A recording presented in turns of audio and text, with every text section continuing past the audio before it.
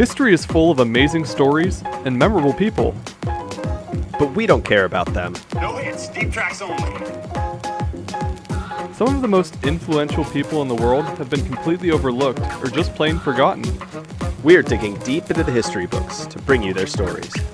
And maybe some laughs along the way. This is History's B-Side.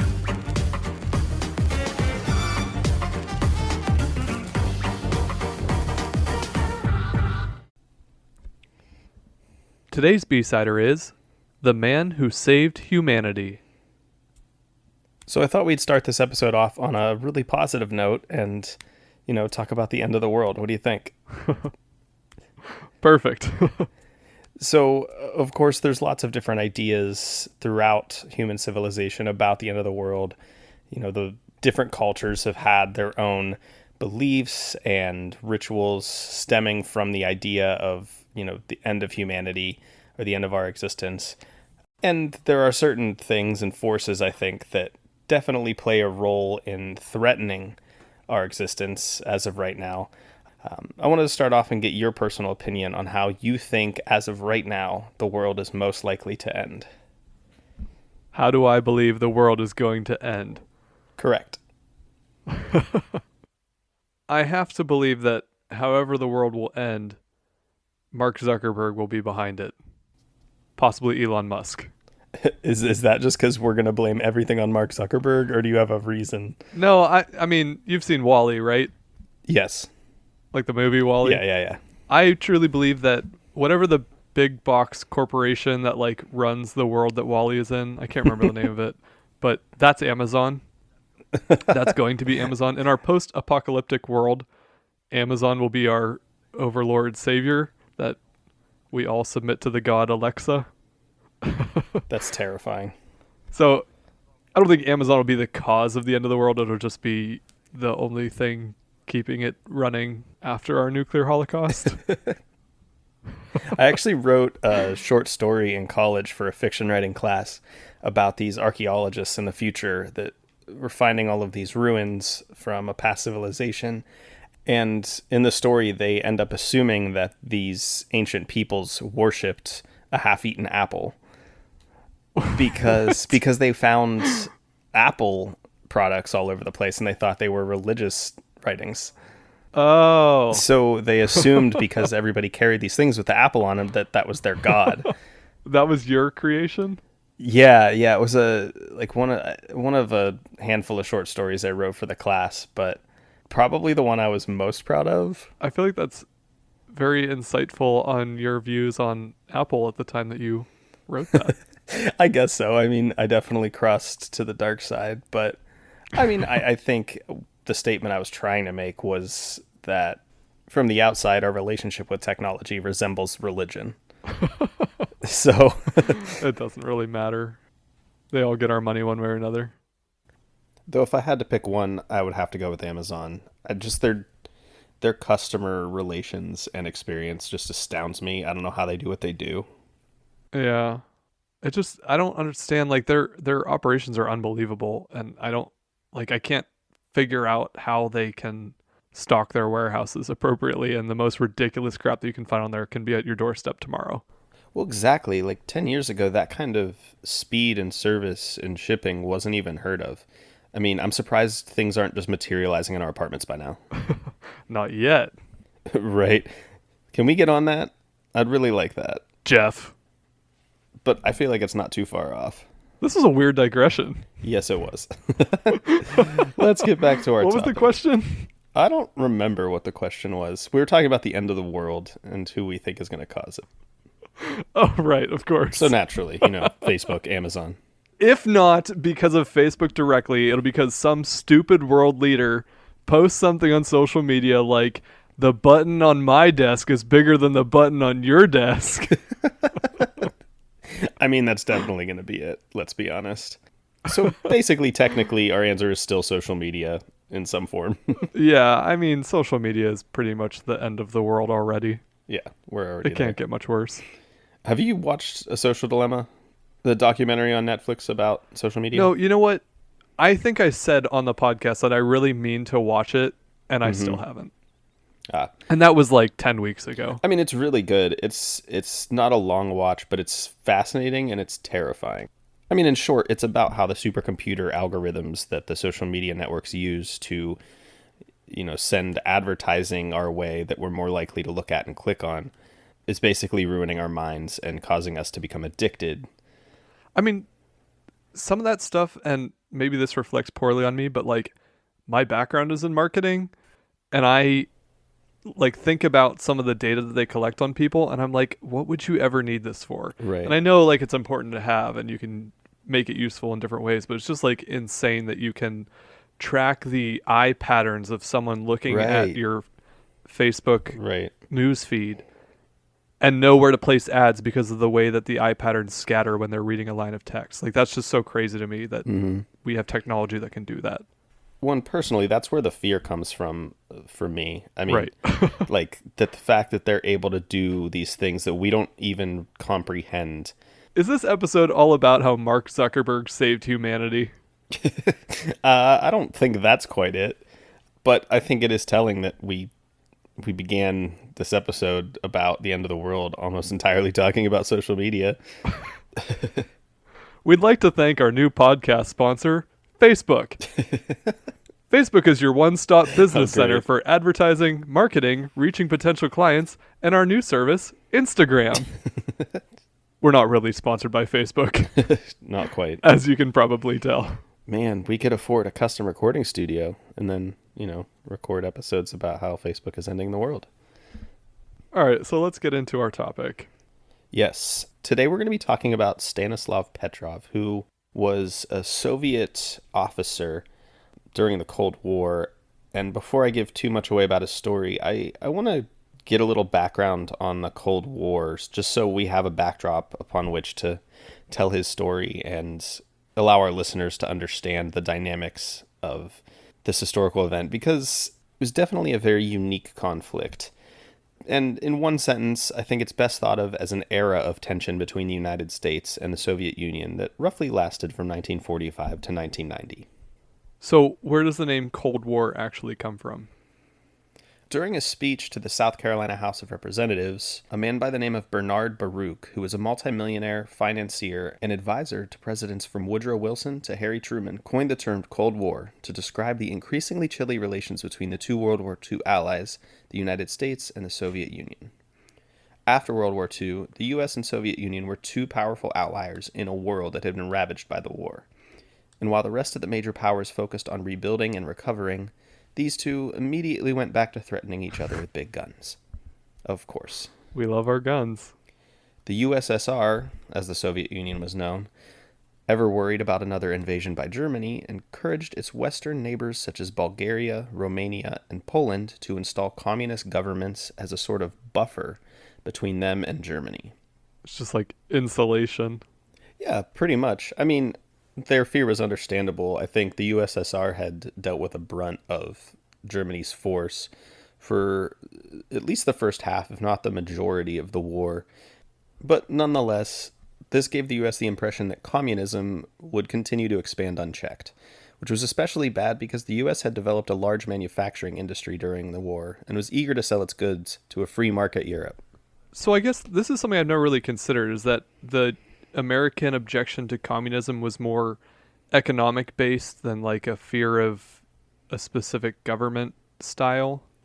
I mean, I think it started that way, at least. It certainly had its other faults that people were afraid of, but the big juxtaposition between the USSR communist culture and ours, I think, is economic.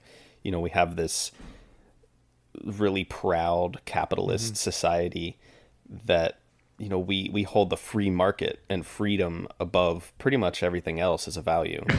And communism coming in with this sort of opposite government-controlled economy was certainly a threat to that, but in general was just a threat directly. I think when we think about communism, though, we tend to associate it with it having some kind of authoritarian dictator, Sure. which probably because in pretty much any example of communism in history, there's been an authoritarian dictator that held the rest of the country down under the guise of communism Right. while they were pretty much coasting. So I guess it makes sense for like the American intervention to prevent authoritarian dictators, but the idea of communism itself really doesn't necessarily imply that type of dictatorship, right? I don't think it does. I do think historically we poo-poo the idea with the phrase, oh, well, we tried it. We tried it and it didn't work. Look how it worked out. We had these terrible governments. We had these oppressed people, totalitarian leaders. And personally, like, I think it could work if given the right leadership. And I think it was just tried in countries where there were people and forces at play that led to a totalitarian, really oppressive regime. But I think at its base, it should be a government just like this. I'm not similar to democracy, but in the same way, by the people, for the people, if it's done properly. Isn't that kind of what the city of Seattle had in summer of 2020? Chad, yeah. I mean, I don't know if that was technically a communist regime, although Fox News would like you to believe it was. But to bring it back to the Cold War, in an effort to contain the spread of communism, the U.S. offered military and economic assistance to democratic countries like Greece and Turkey, a policy that was announced as the Truman Doctrine by Harry Truman himself. So this was sort of an incentive program for countries to not become communists. They would get American aid. Basically, in practice, this policy was used to encourage alliances with anti-Soviet powers, no matter how quote-unquote democratic they might have been. The Truman Doctrine positioned America as the democracy-loving protector of freedom and communists as tyrannical dictatorships. It didn't help that Joseph Stalin looked and acted like a tyrannical dictator, like we talked about. Seems like communism just needed better marketing. Yeah, needed a better face of the program. It wouldn't have hurt. He definitely wasn't an ideal poster child for any sort of proper government. The Truman Doctrine also led to the creation of the National Security Council, the Central Intelligence Agency, and the Atomic Energy Commission, all of which were uniquely unburdened by government oversight and certainly were not democratically elected. What could go wrong with that? Right, yeah. By the 1950s, the U.S. had assisted in creating capitalist markets in Western Europe, while the Chinese Revolution led to a communist victory. Germany, including its capital of Berlin, had been divided into democratic Western Germany and communist Eastern Germany. Finally, the Soviet Union had developed its own atomic weapons. Do you know at what point during the Cold War that the Soviet Union got nuclear weapons? Like, they didn't have them right at the start of this era, right? I mean, it was pretty close. By 1950, they had developed a nuclear weapon program. Oh, okay. So, yeah, I mean, this development led to, within the Cold War, what was known as the arms race, in which the U.S. and the Soviet Union basically competed with each other to develop stronger and more capable atomic weaponry. And this led to a tremendous fear of communism and the Soviet Union in the United States, dubbed the Red Scare. People were terrified of an atomic attack, and many feared that the retaliation would lead to a worldwide nuclear holocaust. Terrifyingly, this possibility was far from remote, and on one occasion, the fate of the world lay delicately in the hands of one Soviet Lieutenant Colonel, Stanislav Petrov. But before we get into his story, we're going to take a short break, and we'll be right back.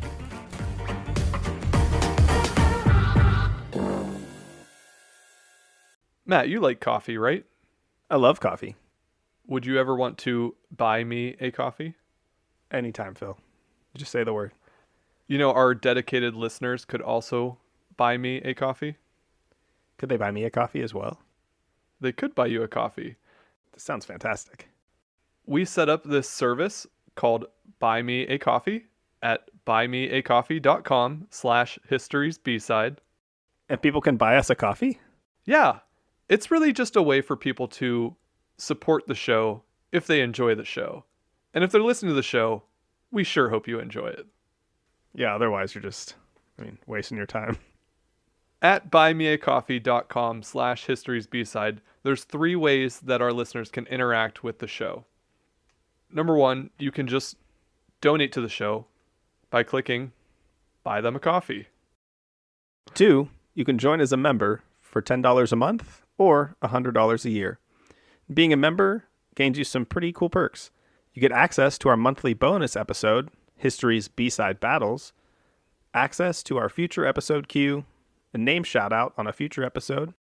We'll also send you a handwritten thank you postcard and sticker set, and more perks will be announced as we continue on. There's also some different extras that people can get on our Buy Me a Coffee website.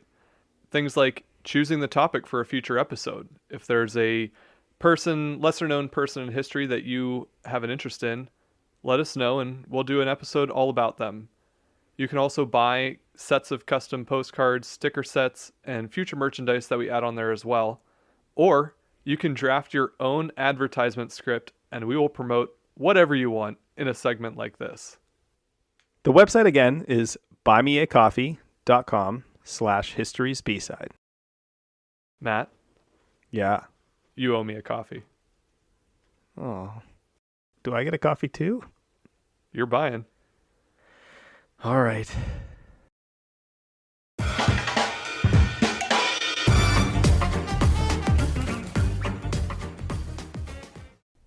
All right, welcome back. Now that we have a pretty good understanding and backdrop of the Cold War, let's dive into our topic for today. So Stanislav Yevgrafovich Petrov was... Yevgrafovich. Oh my god, yeah. The pronunciations. It's like Eric Ivanovich. Is he Russian? We should contact him and ask him if he's Russian. But yeah, the name pronunciations. That's a lot of V's in his name. It's so many V's and ch sounds. There's. It's honestly a lot like German, at least in my head, where everything sounds kind of aggressive and angry. You know what I mean? Like some languages are really flowery and beautiful, but those two are pretty abrupt and curt. So Stanislav Petrov was born on September 7th, 1939, near Vladivostok, a Soviet city on the Sea of Japan, just off the Chinese border. His father, Yevgraf, was a Soviet fighter pilot during World War II, and his mother was a nurse. As a young man, Petrov enrolled at the Kiev Higher Engineering Radio Technical College of the Soviet Air Force.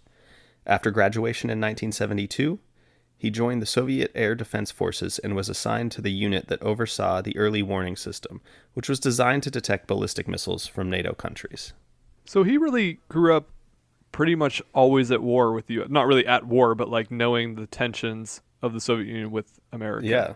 He was born right before the Cold War started and went to military school during it.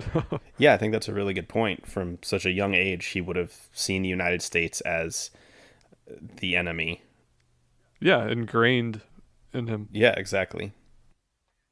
So in 1972, he graduates, and he's overseeing this early missile warning system. And about 11 years into his career, on 26th of September 1983, Petrov was the officer on duty at the Serpukhov 15 bunker near Moscow, which housed the command center of the Soviet early warning satellites, codenamed OKO. His responsibilities included observing the satellite early warning network and notifying his superiors of any impending nuclear missile attack against the Soviet Union. The Soviet strategy in response to a detected inbound missile based on the doctrine of mutually assured destruction was an immediate and compulsory nuclear attack on the United States. Can you talk a little bit more about the doctrine of mutually assured destruction? Yeah. Sounds like a fun plan. Oh, it's a real treat. So basically, it's a doctrine of deterrence between two nuclear countries, which essentially states that if one is to attack, the other would naturally retaliate, leading to this kind of feedback loop of nuclear warfare that would not only assure the complete destruction of both opposing countries, but most likely a large portion of the rest of the world and the rest of humanity. So it's exactly what it sounds like. Yeah, pretty much. It's terrible. So is this like actual coded policy, or was it just kind of a mutual understanding? Like, did they actually have that in written policy that we are going to wipe them off the face of the earth if they launch a nuclear missile at us? I mean, I don't know that it was ever written down or agreed upon between the two parties, but I think it was more of just a conceptual idea of, why the U.S. and the USSR wouldn't attack each other, because they both pretty much knew the other one would immediately retaliate. So while it wasn't technically a written policy or a law, it was pretty well understood between the two parties. And it's not like we attack after we get hit. It's if there's a missile coming towards us, we are firing back at you. Right, yeah, I think both countries pretty much had a policy of Interesting. if we detect an incoming missile, we're firing back, period. Okay. So back to September 26, 1983. Just after midnight, the screen in front of Petrov turned bright red as an alarm sounded. The system's computers reported that one ballistic missile had been launched from the U.S. and was headed straight for the Soviet Union. He dismissed this warning as a false alarm. He's Jack Phillips from the Titanic. I mean, you're not wrong, although him dismissing the warning system led to saving people versus sinking a ship. So he dismisses this warning, and historical reports conflict over whether or not Stanislav informed his superiors of the initial report or the false detection. But his false alarm was inevitably confirmed when no missile arrived. Later that morning, the system again identified an additional 4 missiles headed for the Soviet Union. Incredibly, Petrov again believed this to be an error, despite no concrete way to confirm his belief beyond the first false alarm. It was confirmed later that the false alarms were caused by sunlight on high-altitude clouds over North Dakota. Now, I don't even pretend to understand the science behind this. I actually read when I was looking at questions for you for the quiz section at the end here, that the system was kind of looking for I might be saying this wrong, but I think the chemtrails that would come off of any foreign jet or a missile that was launched towards them. Yeah. So again, I could be misunderstanding this, but I think it was just that whatever their technology was that was viewing these sunlight reflecting off the clouds the wrong way kind of made it seem like it might be a missile when actually it was just nothing. Yeah, and that was the only explanation I found was the sunlight reflecting. Did they have a lot of false alarms similar to this? Like, were there other examples of the system going off when it was really nothing? I mean, there were definitely other false alarms. In fact, part of the later part of our story, we talk about how the officials superior to Petrov were particularly worried about their warning system being seen as faulty or broken or unreliable, and he was kind of a whistleblower on that. So he got the short end of the stick because of that, but it did malfunction a handful of times, which is terrifying. Luckily, this was the only time it really closely led to a nuclear back and forth. In his explanation of his actions, Petrov cited his belief that an initial U.S. attack would have been massive in order to disable the Soviet Union's ability to counterattack. 1 or even 4 missiles would have only served to invite such a response and begin a nuclear exchange, which would threaten the existence of not only both countries but humanity. He also pointed out that the launch warning system was new and untested, and more reliable ground radar did not corroborate the system's warnings. So he really was really calm and level-headed throughout this.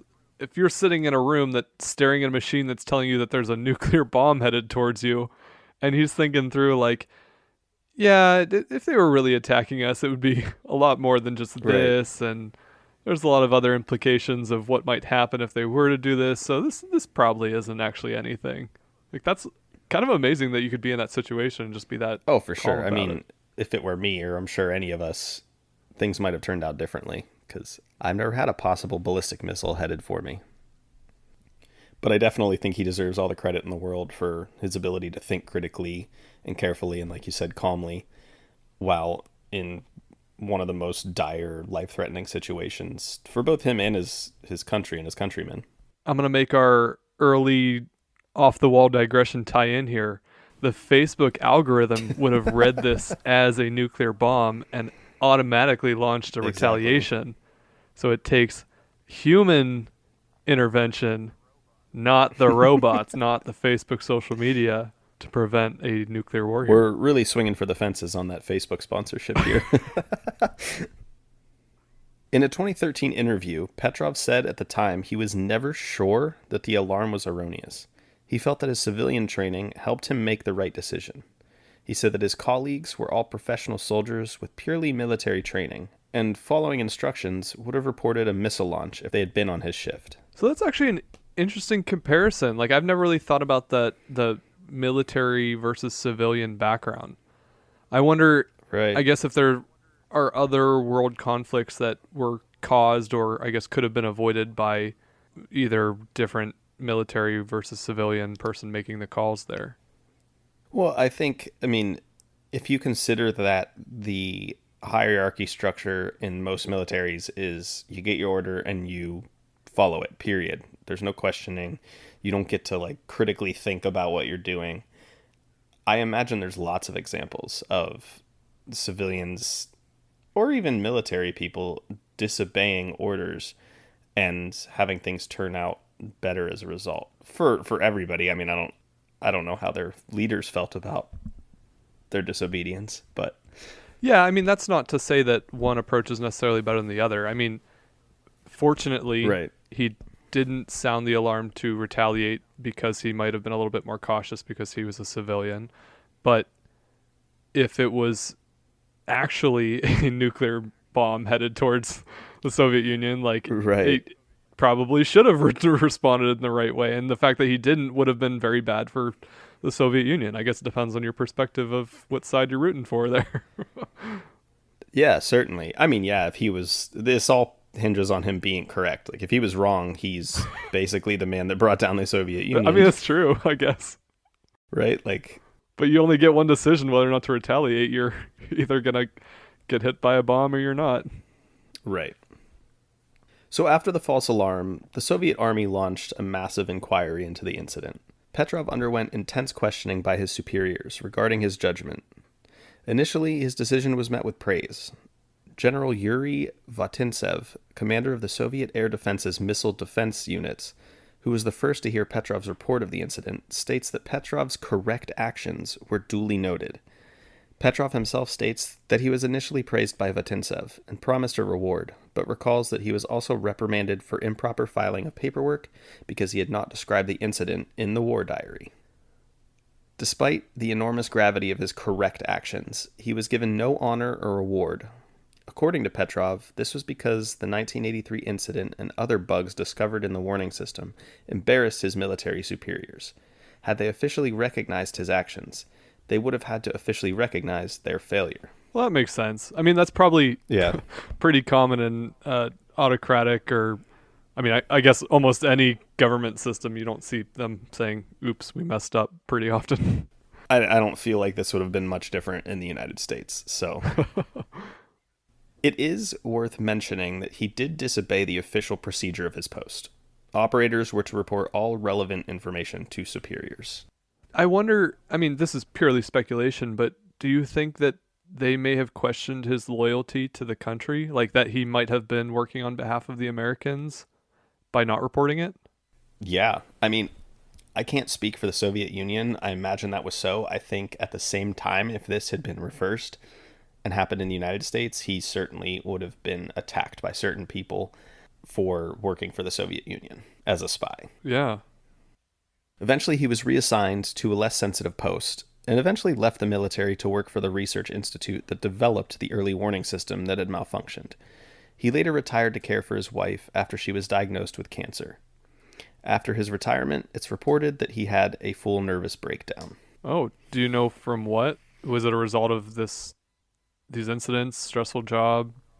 I mean, I can't believe the job and the incident didn't have a large part to play. I mean, this would have been extremely traumatic and stressful. He also stated at one point in an interview that him being made a scapegoat for the incident was a big factor. The scapegoat for what? Like nothing happened. Right. Well, I mean, I think to cover up his superiors' embarrassment and failures, he was blamed for some of the malfunction. He was blamed for not following orders, and despite technically being a hero, wasn't treated as such. Well, that kind of brings up an interesting question that, like, we are hearing this and reading it from American sources and an American perspective. Like, I wonder Right. how his story was reported to the public in the Soviet Union. Like, how he was, if it was reported to the public, like, how was this scenario portrayed in Soviet media or whatever their version of it was? Like, he probably wasn't a national hero or anything like that. So, Right. who knows? Yeah. I mean, there's some interesting stuff that came out afterwards, which we'll cover next. First, it's technically unknown if a nuclear retaliation would have occurred had Petrov reported the warnings as legitimate. It's pointed out that he had no power to order a response, that decision being left to top military leadership. The permanent mission of the Russian Federation to the United Nations would later issue a press release, on the same day that Petrov was being honored by the UN for his actions. That's so petty. This press release stated that they contended that a single person could not have started or prevented a nuclear war, stating in part, under no circumstances a decision to use nuclear weapons could be made or even considered in the Soviet Union or in the United States on the basis of data from a single source or a system. For this to happen, a confirmation is necessary from several systems: ground-based radars, early warning satellites, and intelligence reports. Okay, I'm going to speculate again here, and this is probably unfair, but he died in 2017, so fairly recently, and it was not widely reported until months later, and we're in a post-Soviet Russia, which is ruled by Vladimir Putin, by a guy who has been viewed as a scapegoat for something that happened a long time ago. Do you think that there might be something nefarious about his death? I don't know. I think that's a big speculation to make. To find out that there wouldn't surprise me, but I don't know that we can assert that. According to Bruce G. Blair, a Cold War nuclear strategies expert and nuclear disarmament advocate, the top leadership, given only a couple of minutes to decide, and told that an attack had been launched, would make a decision to retaliate. His role in providing the information crucial to that decision partially puts the metaphorical quote-unquote red button into his hands. So, I think that he definitely had more input and influence on the situation than Soviet authorities would like to admit. So while I see where they're coming from, I definitely still think he deserves the credit. It's definitely unclear what might have happened had Petrov passed the false warning along, but I don't think it's a stretch to say the world and humanity as we know it may not exist if it weren't for his actions. Yeah, I think that's fair. If he had reported it, there's, even being generous, a 50-50 chance as to whether or not they retaliate. If he doesn't report it, there's a 0% chance of them retaliating. So he basically prevented the Soviets from firing nuclear weapons, rather than saying, hey, if you want to, there's this thing that might kind of look like a nuclear bomb headed towards us. Yeah, pretty much he just didn't report things, and that's his big feat. I think it's awesome that he just kind of saved the world by doing nothing. It's like Homer Simpson sitting at his desk, dozing. On the 21st of May 2004, the San Francisco-based Association of World Citizens gave Petrov its World Citizen Award, along with a trophy and $1,000 in recognition of the part he played in averting a catastrophe. As mentioned, Petrov traveled to New York to be honored at a United Nations meeting in January of 2006. The day after the meeting, he sat for an interview with CBS's Walter Cronkite. Footage from his trip and the interview formed the basis for the 2014 film The Man Who Saved the World. In 2012, he was given the 2011 German Media Award, presented to him at a ceremony in Baden-Baden, Germany. A year later, Petrov was awarded the Dresden Peace Prize and €25,000 in Dresden, Germany. On September 26, 2018, he was posthumously honored in New York with the $50,000 Future of Life Award. At a ceremony at the Museum of Mathematics in New York, former United Nations Secretary General Ban Ki-moon said, "It is hard to imagine anything more devastating for humanity than all-out nuclear war between Russia and the United States. Yet, this might have occurred by accident on September 26, 1983, were it not for the wise decisions of Stanislav Yevgrafovich Petrov. For this, he deserves humanity's profound gratitude. Let us resolve to work together to realize a world free from nuclear weapons, remembering the courageous judgment of Stanislav Petrov." It's kind of funny that he received honors from the U.S., Germany, and the United Nations, but not from his home country. Interesting, isn't it? Yeah, I think that his story was definitely shoved under the rug or twisted by the Soviet Union because of the circumstances and the fact that his actions kind of pointed out a flaw in their system. Petrov said he did not know whether he was a hero for what he did that day. In an interview for The Man Who Saved the World, Petrov says, quote, "All that happened didn't matter to me. It was my job. I was simply doing my job. And I was the right person at the right time. That's all. My late wife for 10 years knew nothing about it. So what did you do? She asked me. Nothing. I did nothing. End quote. That's an awesome quote. Like it's very humble, and Yeah. the fact that he didn't even tell his wife like the gravity of his moment.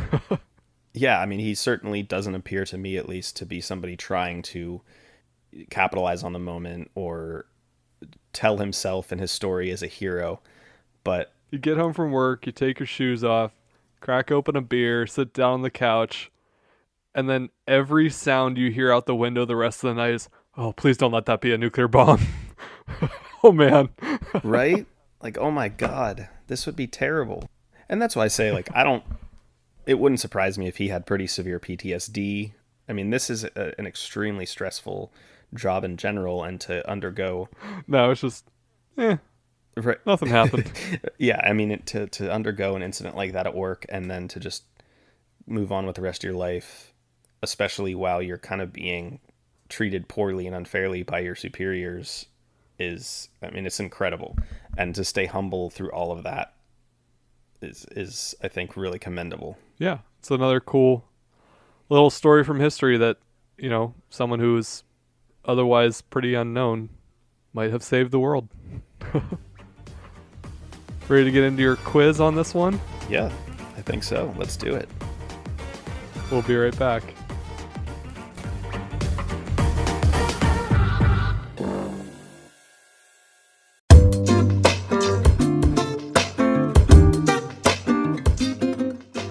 Ladies and gentlemen, you're about to listen to History's B-Side, but normally I would say, ladies and gentlemen, this is What Should I Do the podcast, because I'm Scotty Brandon, my partner Brandon is with me, and we're going to tell you all about our podcast, but in a very, very abbreviated version, because we want you to come over and listen. You're about to listen to wonders of the past right here on History's B-Side. But why don't you check out What Should I Do the podcast if you're looking for some personal and professional development in your life. People of all industries have been on our show. We're weekly, and you can find us wherever podcasts are available. If you want to come over and have some fun, listen to other people's stories and their challenges, and maybe grow through exactly what they share, as well as play some fun games, come check out What Should I Do the podcast. We're going to have some fun, and we hope to see you there. Now enjoy History's B-Side.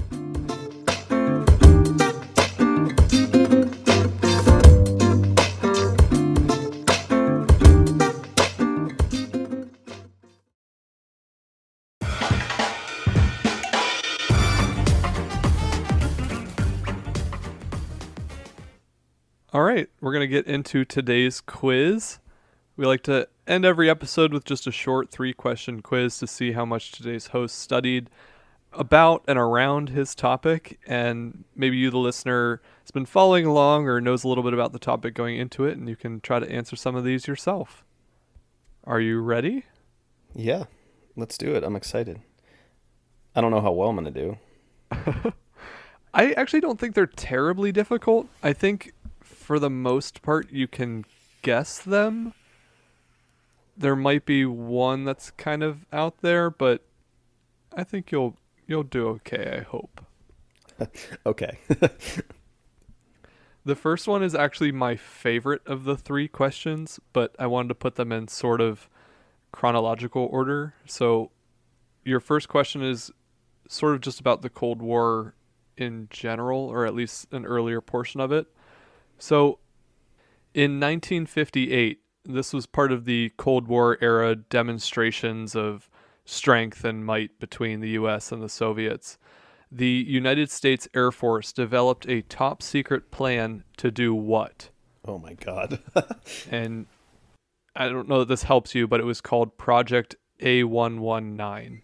Oh, that's super helpful. Now I know exactly what it is. Oh God. It could be anything.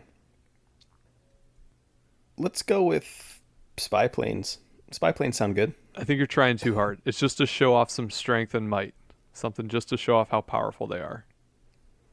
I don't know, maybe test a nuclear missile? So their plan was to detonate a nuclear weapon on the moon. Oh my God. Of course. That's very American. They believe that not only would it answer some questions about planetary astronomy, but it would also, of course, showcase their military strength. If the detonation occurred on the lunar surface rather than inside of a crater, it would create a flash of explosive light that would be visible on Earth to the naked eye. Wow. Very threatening. Eventually, the project was scrapped when the officials decided that the risks outweighed the You benefits. think? Namely, that the moon landing would have been more popular in the eyes of the American public. We but blew up the moon. also that the project would have led to, the militarization of space, which was probably a dangerous topic. I feel like we're headed there right now. Interesting enough, though, the Soviet Union also had a similar plan, which they called Project E4, but that also never really happened. Thankfully. Yeah, well, I mean, let's go blow up the giant rock right above our heads. Throw it off its axis, see what it does. It'd be like on a weird axis and rotating weird. Right? Who knows? Maybe it would have fallen to Earth and caused the death of humanity in a different way.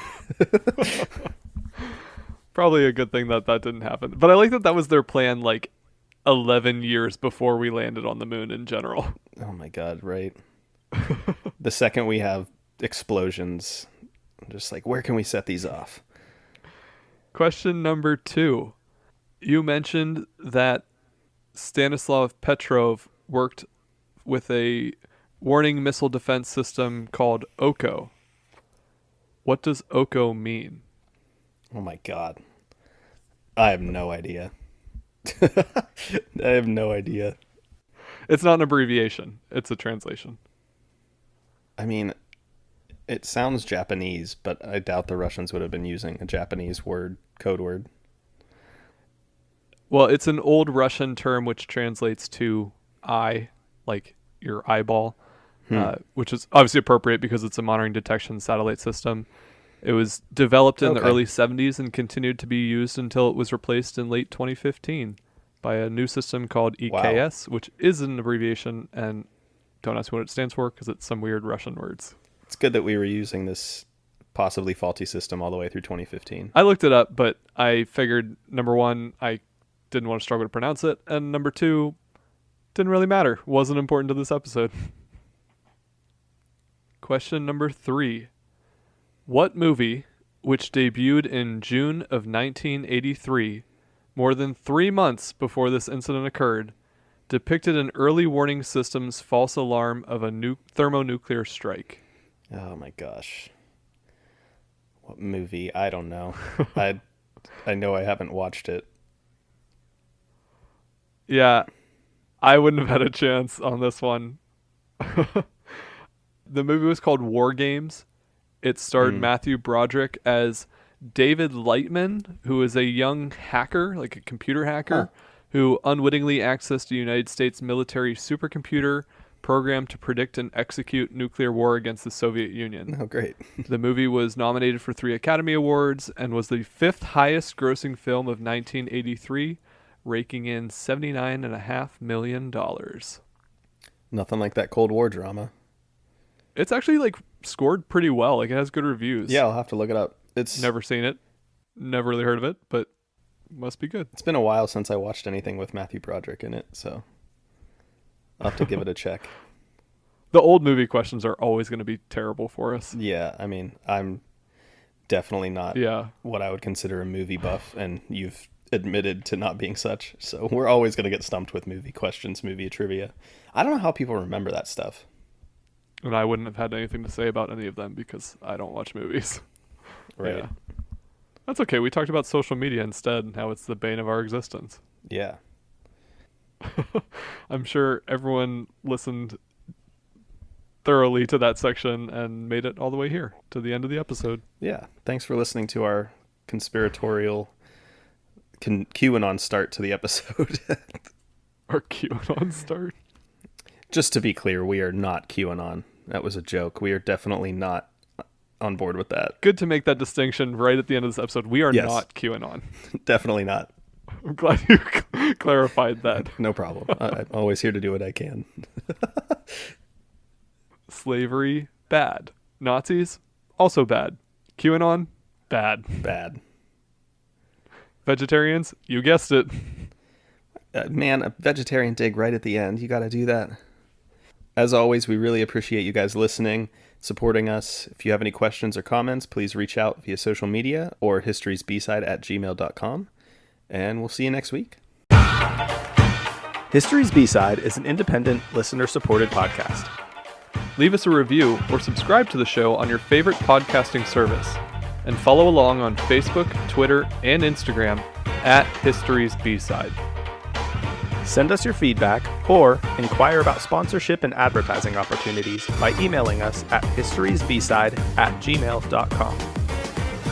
You can donate to the show at buymeacoffee.com/historiesbside. While you're there, check out our membership perks, merchandise, and more.